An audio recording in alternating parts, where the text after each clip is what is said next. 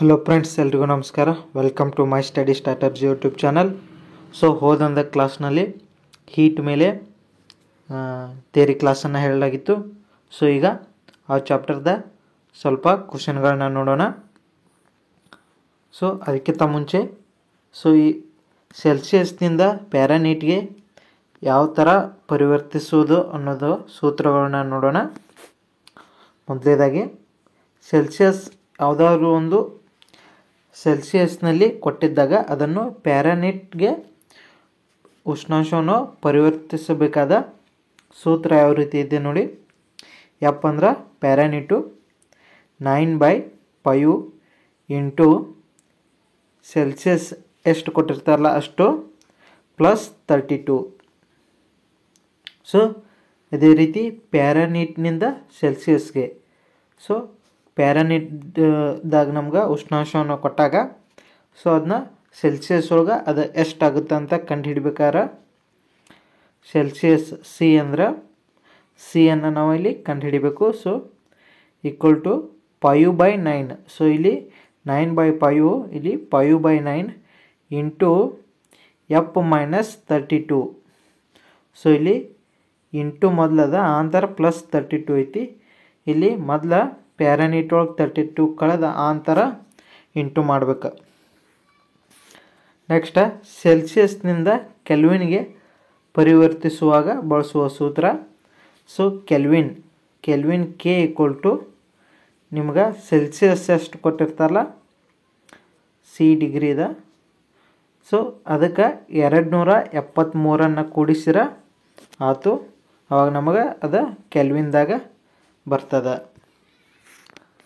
Next ಕೆಲ್ವಿನ್ನಿಂದ ಸೆಲ್ಸಿಯಸ್ಗೆ ಪರಿವರ್ತಿಸುವಾಗ ಕೆಲ್ವಿನ್ದಲ್ಲಿ ಕೊಟ್ಟಿರುವಂಥ ಉಷ್ಣಾಂಶ ಕೆಲ್ವಿನ್ದಾಗಿತ್ತಂದ್ರೆ ಅದರೊಳಗೆ 273 ಕಳೆದ್ರೆ ನಮಗೆ ಉಷ್ಣಾಂಶ ಏನೈತಿ ಸೆಲ್ಸಿಯಸ್ದಾಗ ಸಿಗ್ತೈತಿ. ಈಗ ಮೊದಲೇ ಕ್ವಶನ, ಒಂದು ವಸ್ತುವಿನ ಉಷ್ಣಾಂಶವು 45 ಡಿಗ್ರಿ ಸೆಂಟಿಗ್ರೇಡ್ ಆಗಿದೆ. ಈ ಉಷ್ಣಾಂಶವನ್ನು ಪ್ಯಾರಾನೀಟ್ನಲ್ಲಿ ತಿಳಿಸಿ ಅಂದರು. ಪ್ಯಾರಾನೀಟ್ನಲ್ಲಿ ಏನಿದೆ ಫಾರ್ಮುಲಾ 9/5 ಇಂಟು ಇಲ್ಲಿ ಸೆಲ್ಸಿಯಸ್ನಾಗ ಎಷ್ಟು ಕೊಟ್ಟಾರವ್ರ 45 ಡಿಗ್ರಿಯನ್ನು ಕೊಟ್ಟಿದ್ದಾರೆ. ಇದಕ್ಕೆ +32 ಮಾಡಬೇಕು.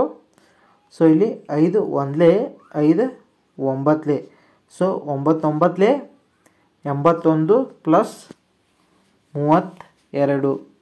81ಕ್ಕೆ 32 ಕೂಡಿಸಿರ ಎಷ್ಟು ಬರ್ತದೆ 113 ಡಿಗ್ರಿ ಬರ್ತದೆ.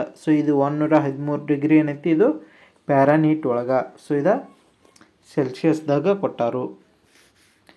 ನೆಕ್ಸ್ಟ್ ಮಾನವ ದೇಹದ ನೀರನ್ನು ಸೇರಿದಾಗ ದೊರೆಯುವ ಉಷ್ಣ ಯಾವುದು ಅಂತ ಕೇಳ್ಯಾರು. ಇಲ್ಲಿ ಮಾನವನ ದೇಹದಾಗ ನೀರನ್ನು ಸೇರಿಸಿದಾಗ ಅವಾಗ 98.4 ಡಿಗ್ರಿ ಏನೈತಿ ನಮ್ಗೆ ಉಷ್ಣ ದೊರೀತದ. ಮಾನವನ ದೇಹದ ಉಷ್ಣತೆ ಎಷ್ಟು ಇರ್ತೈತಿ ಅಂದ್ರೆ 98.6 ಡಿಗ್ರಿ ಪ್ಯಾರಾನೀಟ್ ಇದೆ. ಇದು ಪ್ಯಾರಾನೀಟ್ ಒಳಗೆ ಕೊಟ್ಟಾರವ್ರ. ನೆಕ್ಸ್ಟ್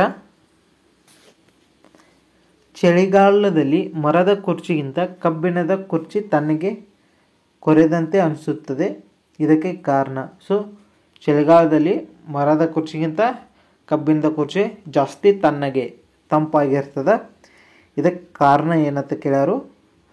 ಇದಕ್ಕೆ ಕಾರಣ ಕಬ್ಬಿಣವು ಮರದಕ್ಕಿಂತ ಹೆಚ್ಚಿನ ಉಷ್ಣವಾಹಕ. ಮರದಕ್ಕಿಂತ ಕಬ್ಬಿಣ ಜಾಸ್ತಿ ಉಷ್ಣವನ್ನು ಹೀರಿಕೊಳ್ತದೆ. ಅದಕ್ಕಾಗಿ ಕಬ್ಬಿಣ ಜಾಸ್ತಿ ತಣ್ಣಗೆ ಇರ್ತದೆ ಚಳಿಗಾಲದಾಗ. ನೆಕ್ಸ್ಟ್ ಸ್ಫೋಟಕಗಳನ್ನು ಸಾಗಿಸುತ್ತಿರುವ ಟ್ರಕ್ಕಿಗೆ ನೆಲವನ್ನು ಮುಟ್ಟುವಂತೆ ಒಂದು ಲೋಹದ ಸರಪಳಿ ಜೋಡಿಸಲಾಗಿರುತ್ತದೆ. ಇದರ ಉದ್ದೇಶ. ಸ್ಫೋಟಕ ಅಂದರೆ ಇವ ಬಾಂಬ ಯಾವುದಾದ್ರು ಸ್ಫೋಟಕಗಳು ಆಗಿರ್ಬೋದು, ಮದ್ದು ಈ ಥರ. ಅವುಗಳನ್ನ ಸಾಗಿಸ್ತಿರುವ ಟ್ರಕ್ಕಿಗೆ ನೆಲವನ್ನು ಮುಟ್ಟುವಂತೆ ಒಂದು ಲೋಹದ ಸರಪಳಿಯನ್ನು ಜೋಡಿಸಲಾಗಿರ್ತದೆ. ಇದರ ಉದ್ದೇಶ ಏನಾಗಿರ್ತದೆ ಅಂದ್ರೆ ಇದರ ಉದ್ದೇಶ ತಿಕ್ಕಾಟದಿಂದ ಉಂಟಾದ ಎಲೆಕ್ಟ್ರಿಕ್ ಚಾರ್ಜ್ಗಳು. ಸೊ ಒಂದಕ್ಕೊಂದು ಅಲ್ಲಿ ಒಳಗೆ ಸ್ಫೋಟಗಳು, ತಿಕ್ಕಾಟದಿಂದ ಉಂಟಾದ ಎಲೆಕ್ಟ್ರಿಕ್ ಚಾರ್ಜ್ಗಳು ಲೋಹದ ಸರಪಳಿ ನೆಲಕ್ಕೆ ಸಂವಹನ ಮಾಡೋದರಿಂದ ಕಿಡಿ ಉಂಟಾಗುವುದಿಲ್ಲ. ಸೊ ಒಂದು ಲೋಹದ ಸರಪಳಿಯನ್ನು ನೆಲಕ್ಕೆ ಬಿಟ್ಟರೆ ಒಳಗಿನ ಎಲೆಕ್ಟ್ರಿಕ್ ಚಾರ್ಜ್ ಉತ್ಪತ್ತಿ ಆಗುವುದಿಲ್ಲ. ನೆಕ್ಸ್ಟ್, ಪ್ರೆಷರ್ ಕುಕ್ಕರ್ನಲ್ಲಿ ಆಹಾರ ವಸ್ತು ಬೇಗನೆ ಬೇಯಲು ಕಾರಣ. ಸೊ ನೀವು ಅನ್ನ ಮಾಡಕ್ಕೆ ಇಟ್ರಂದ್ರೆ ಹಂಗೆ ಬೋಗನ್ಯಾಗ ಕುಲ್ಲ ಇಟ್ರಂದ್ರೆ ಲೇಟ್ ಆಗ್ತೈತಿ. ಅದ ಕುಕ್ಕರ್ದಾಗ ಹಾಕಿಟ್ರಂದ್ರೆ ಜಲ್ದಿ ಆಗ್ತೈತಿ. ಸೊ ಇದಕ್ಕೆ ಕಾರಣ ಏನ? ಸೊ ಇದಕ್ಕೆ ಮೇನ್ ಕಾರಣ ಹೆಚ್ಚಿನ ಒತ್ತಡದಿಂದ ನೀರಿನ ಕುದಿಯೋ ಬಿಂದು. ಸೊ ಜಾಸ್ತಿ ಪ್ರೆಷರ್ ಆಗೋದ್ರಿಂದ ವಸ್ತು ಬೇಗನೆ ಬೇಯ್ತದೆ. ನೆಕ್ಸ್ಟ್, ಬ್ರೇಕ್ ಹಾಕಿದಾಗ ಚಲಿಸುತ್ತಿರುವ ವಾಹನ ನಿಲ್ಲುತ್ತದೆ, ಹೀಗಾಗಲು ಕಾರಣ. ಸೊ ಇದಕ್ಕೆ ಮೇನ್ ಕಾರಣ ಘರ್ಷಣೆಯಿಂದ ಬ್ರೇಕ್ ಹಾಕಿದಾಗ ಚಲಿಸುತ್ತಿರುವ ವಾಹನ ನಿಲ್ಲುತ್ತದೆ. ನೆಕ್ಸ್ಟ್, ಕಾಂಕ್ರೀಟ್ ರಸ್ತೆಗಿಂತಲೂ ಮಂಜುಗಡ್ಡೆ ಮೇಲೆ ನಡೆಯುವುದು ಕಠಿಣ, ಏಕೆಂದರೆ. ಸೊ ಕಾಂಕ್ರೀಟ್ ರಸ್ತೆಗಿಂತ ಮಂಜುಗಡ್ಡೆ ಮೇಲೆ ನಡೆಯುವುದು ಬಹಳ ಕಠಿಣ. ಸೊ ಇದಕ್ಕೆ ಕಾರಣ ಏನ? ಇದಕ್ಕೆ ಕಾರಣ ಮಂಜುಗಡ್ಡೆ ಮತ್ತು ಪಾದಗಳ ನಡುವಿನ ಘರ್ಷಣೆಯು ಕಾಂಕ್ರೀಟ್ ಮತ್ತು ಪಾದಗಳ ನಡುವಿನ ಘರ್ಷಣೆಗಿಂತ ಕಡಿಮೆ. ಸೊ ಇದಕ್ಕೆ ಮೇನ್ ಕಾರಣ ಇದಾಗಿರ್ತದೆ. ನೆಕ್ಸ್ಟ್, ಪೈರೋಮೀಟರನ್ನು ಡ್ಯಾಶ್ ಅಳತೆ ಮಾಡಲು ಉಪಯೋಗಿಸುತ್ತಾರೆ. ಪೈರೋಮೀಟರ ಇದನ್ನು ಅತಿ ಹೆಚ್ಚು ಉಷ್ಣತೆಯನ್ನು ಅಳತೆ ಮಾಡಲು ಉಪಯೋಗಿಸುತ್ತಾರೆ. ನೆಕ್ಸ್ಟ್, ಬಯಲು ಪ್ರದೇಶಕ್ಕಿಂತ ಮರುಗಾಡಿನಲ್ಲಿ ರಾತ್ರಿ ಹೆಚ್ಚು ತಂಪಾಗಿರೋದಕ್ಕೆ ಕಾರಣ. ಸೊ ಮರಳುಗಾಡಿನಲ್ಲಿ ರಾತ್ರಿ ಹೆಚ್ಚು ತಂಪಾಗಿರ್ತದೆ. ಇದಕ್ಕೆ ಮೇನ್ ಕಾರಣ ಏನಂದ್ರೆ ಭೂಮಿಗಿಂತ ಮರಳು ಉಷ್ಣವನ್ನು ಬೇಗನೆ ವಿಕಿರಣಗೊಳಿಸುವುದರಿಂದ. ಸೊ ಭೂಮಿಯಲ್ಲಿ ಈ ತಂಪಾದ ವಾತಾವರಣ ಜಾಸ್ತಿ ಇರೋಲ್ಲ, ಮರುಭೂಮಿಯಲ್ಲಿ ಜಾಸ್ತಿ ಇರ್ತದೆ.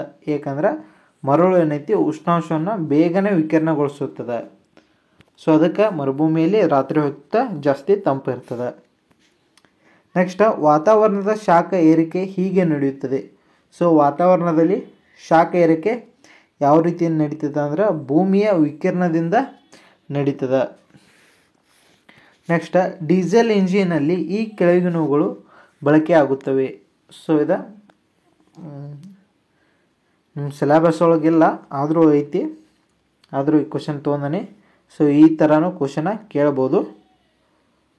ಸೊ ಇದಕ್ಕೆ ಕಾರಣ ಇದಕ್ಕೆ ಬಳಕೆ ಆಗುವ ಸಿಲಿಂಡರ್ ಮತ್ತು ಪಿಸ್ಟನ್ ಇಲ್ಲಿ ಡೀಸೆಲ್ ಇಂಜಿನ್ನಲ್ಲಿ ಬಳಕೆ ಆಗ್ತಾವ. ನೆಕ್ಸ್ಟ್, ಡೀಸೆಲ್ ಇಂಜಿನಲ್ಲಿ ಇದು ಇರುವುದಿಲ್ಲ. ಸೊ ಡೀಸೆಲ್ ಇಂಜಿನ್ನಲ್ಲಿ ಸ್ಪಾರ್ಕ್ ಪ್ಲಗ್ ಅನ್ನೋದು ಇರೋದಿಲ್ಲ. ಇದು ಸ್ಪಾರ್ಕ್ ಪ್ಲಗ್ ಅನ್ನೋದು ಪೆಟ್ರೋಲ್ ಇಂಜಿನ್ಗಳಲ್ಲಿ ಕಂಡುಬರ್ತದೆ. ಉಷ್ಣತೆಯನ್ನು SI ಮೂಲಮಾಪನದಲ್ಲಿ ಅಳೆಯುವುದು. ಸೊ ಉಷ್ಣತೆಯನ್ನು SI ಮೂಲಮಾಪನದಲ್ಲಿ ಕೆಲ್ವಿನ್ದಲ್ಲಿ ಅಳೆಯುವುದು.